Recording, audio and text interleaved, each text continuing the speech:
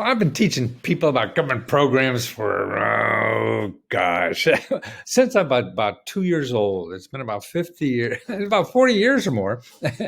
and Because the government has so much money.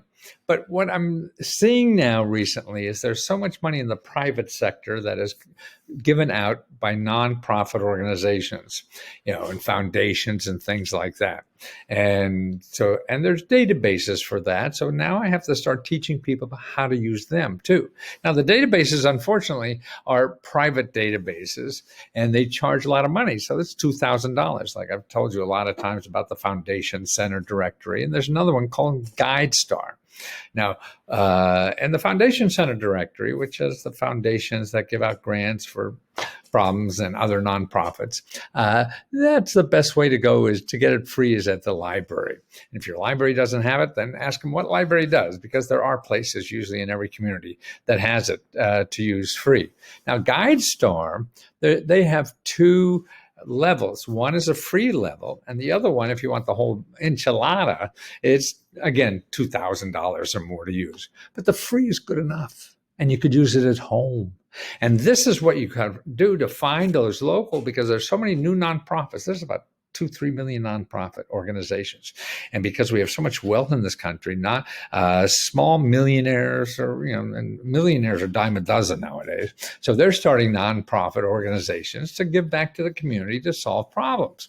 Now, finding them, I think, is becoming a real treasure. All of this stuff is like panning for gold. You got to go where there's more opportunities. So this is a good opportunity, because once you use all the government and the 211s and everything, there's a whole new set, and you could find them through GuideStar. So if you go to guidestar.org, and this is only the free stuff, but the free stuff is good enough, because what you do in the free, like I do here, is you could put your state and then put what you're looking for help for. And find the nonprofit organizations that want to give money and assistance to solve that problem. I mean, this is, the neighbors trying to do stuff for neighbors. I mean, this is what life's about. And there's some people that still want to do that. But you got to dig them out to find out. So let's look over some sources you could find out. Okay, for Maryland, I put in for on jobs. So if you're looking for jobs, okay, now here, how many do they have? They have, for Maryland, there's 524 nonprofit organizations that help people with jobs. 524. Yeah, but they're all kinds of here. Wait Up a Corporation. I don't even know what the heck it's. Job training, supporting job training and everything. So that's somebody that's helping you. Goodwill does that. Now they're in this Second Chance, American Seafood Jobs Alliance. You want to get a job in the seafood industry? I guess they'll help you do that. See, that's right. 500 organizations that are nonprofits, so they're not going to charge, or barely. But see, more importantly, they don't advertise in Google. They don't have that kind of money. If they're making money out of you, then they'll be advertising in Google. But these people don't. So let's see what else is have here. Job training. So you put training. Training Source Inc. I mean, even though it's an Inc., it's a nonprofit. Young Queens in Training. Wow. You never know. Graphic Artist Training. So these are nonprofits that provide these kind of services, for people to get skills. And I think that's what the world is coming to. Everybody needs skills nowadays. You don't need a degree. You need skills. Electrical Training Alliance. Maybach Training Plan. Don't know what that is. Melwood Horticulture Training Center. Wow.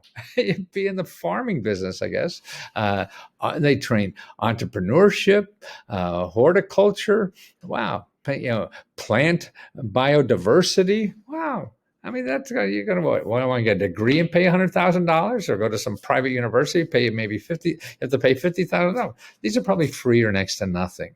So that's jobs. I mean, here's something for housing. So you want a house, you have trouble, so whatever. Well, now let's see how many are in Maryland. This is Maryland alone. 1,400 nonprofit organizations that want to help people with housing. Okay.